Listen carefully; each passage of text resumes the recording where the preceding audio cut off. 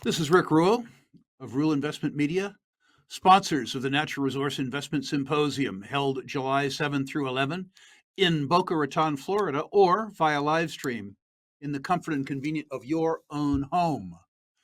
Irrespective of how you attend, we will give you more and more valuable information over 4 days than you can possibly absorb during that 4 days. So, recordings of the conference will be available to you so that you can replay the conference time and time again, which you will need to do to absorb all the information. Also, to that end, we're going to interview every exhibitor and every speaker at the conference before the conference so that you can familiarize yourself with the exhibitors before the conference and reach out to the exhibitors, hopefully before the conference, so that you can utilize your time at the conference, utilize your time and your capital to the best benefit to you. I'm delighted now to introduce Sapan Ghai, who is, I believe, Chief Commercial Officer of Sovereign Minerals, repeated guest on this program.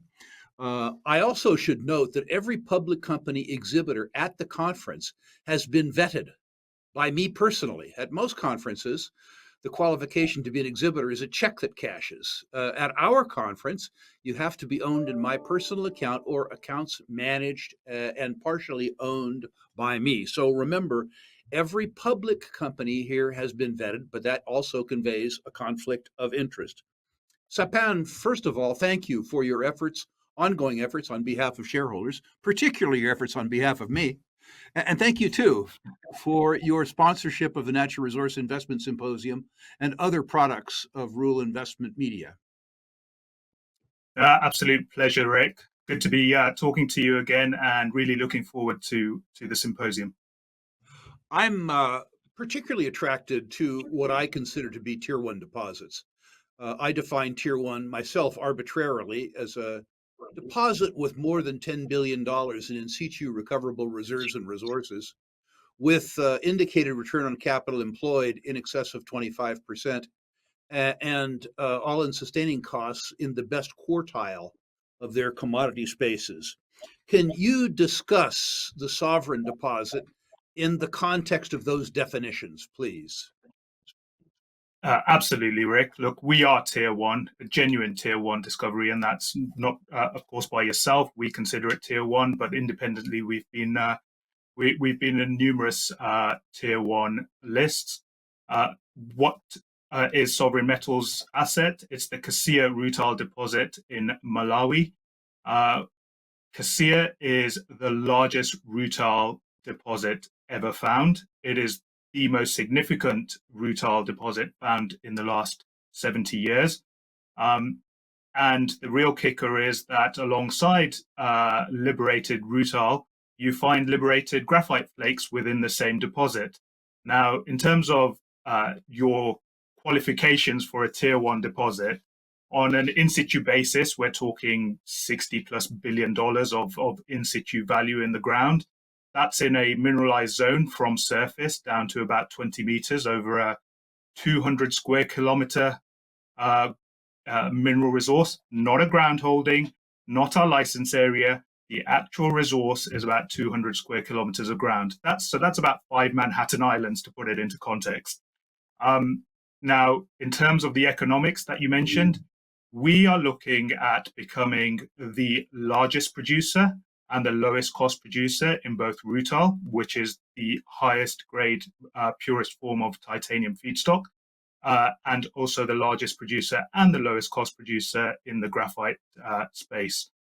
Now, why do we think we can achieve that? Well, in 2023, back in September, we released a pre-feasibility study on Kasiya.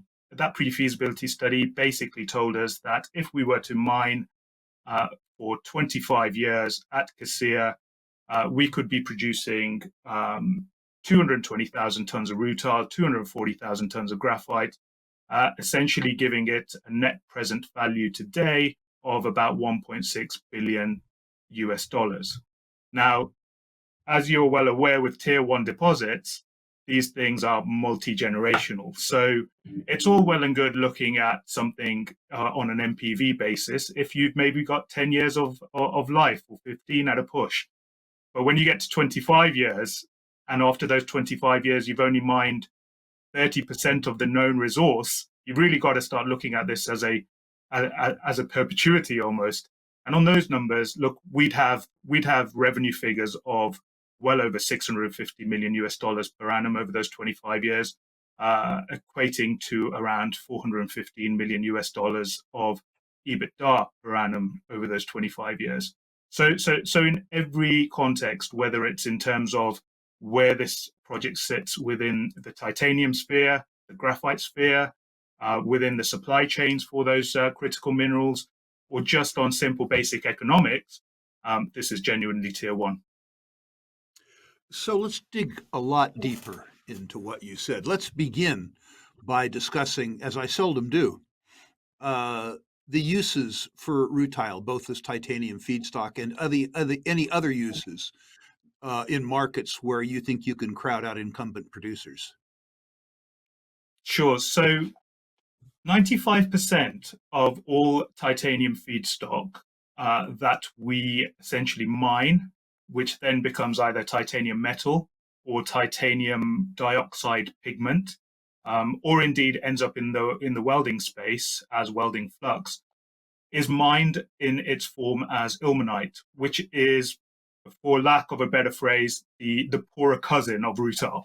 So ilmenite contains around anywhere between 30 to 50% titanium dioxide, which is the commercial component within the mineral, and sells today at around $300 US dollars per ton. Rutile, on the other hand, contains 95% plus titanium dioxide and has reached values in the last few quarters of almost $2,000 a ton. So a huge, significant difference. Why does that difference exist? Apart from the fact that you have lower titanium dioxide within the ilmenite, ilmenite needs to be converted into something that is essentially called synthetic rutile or titania slag, which is a substitute for natural rutile. The reason for that is there just isn't enough rutile in the world. Most rutile is mined as a byproduct of ilmenite mines. If you're getting grades of kind of 0.05 to 0.1% rutile, you're doing well as an ilmenite producer. We have grades of 1% rutile in a 1.8 billion ton package. So this is hugely significant in terms of disrupting the titanium sphere.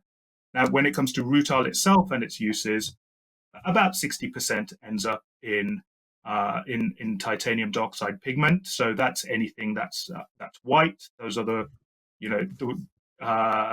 walls in our house. That's the white paint on our cars. That's the pigment within our sunscreen. 30% of rutile ends up in the welding sphere, so as welding flux.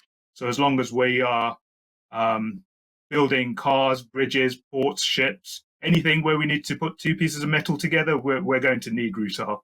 And then about 10%, although it's increasing now, ends up as titanium metal.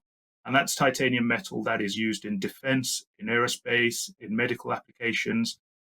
So the world of rutile, even though many people haven't heard of the actual mineral itself, actually ends up in a form that we use ever so often, dare I say, multiple times a day. Let's move over to graphite. Everybody knows it as pencil lead, but it's much more than that. Tell our listeners about graphite, and much more particularly about your graphite. Yeah, so graphite has really seen a bit of a resurgence recently with the lithium-ion battery boom, with the electric vehicle demand that's coming up.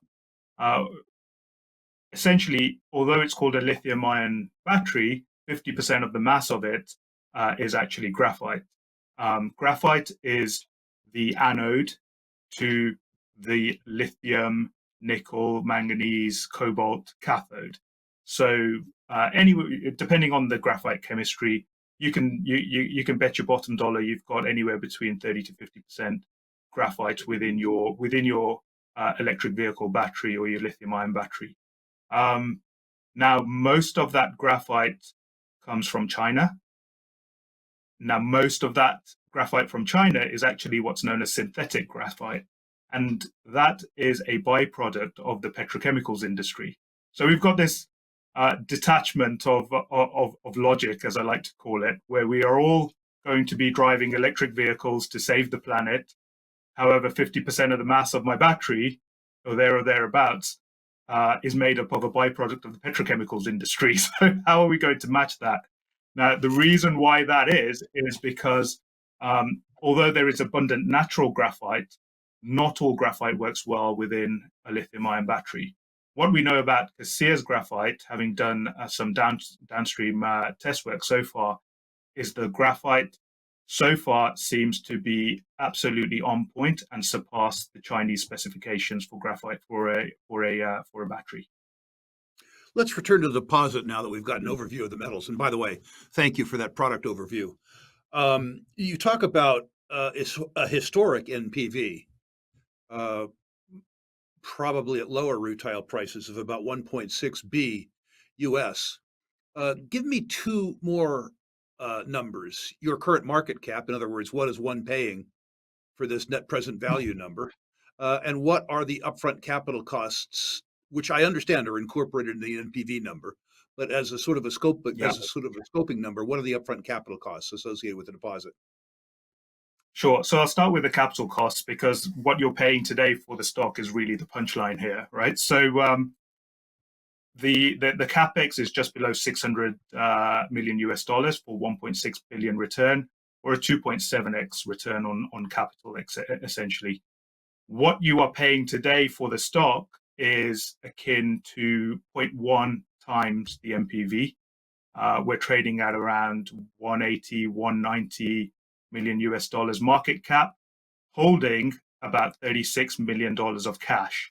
So actually, on an enterprise value basis, we're trading at or below 0.1 times our NPV.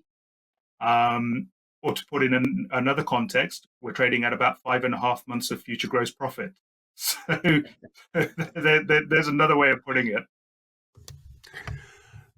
So that brings up the discussion of catalysts. The most obvious catalyst would be the completion of the feasibility study. Tell me when you think that might occur, and tell me any other catalysts that would occur that people have to look forward to in the next 12 to 18 months. Yeah, so look, if you go by your mining 101 Lassonde curve, you probably are waiting for a definitive feasibility study on this project. But as you well know, with these tier one deposits, there's more to them than simple studies. And in the case of Kasiya, we've recently just announced that we are now in what we've termed the pilot phase. So we will be pilot mining, and we will be rehabilitating land post the pilot mining that we're undertaking over the next 6 months. All the lessons that we learn from that pilot mining in terms of the best or optimal ways to mine this deposit, to process the ore from this deposit, to backfill the land, and to give back the land for livelihood restoration. We'll learn those lessons in the coming 6 months, and we'll be obviously sharing that with the market.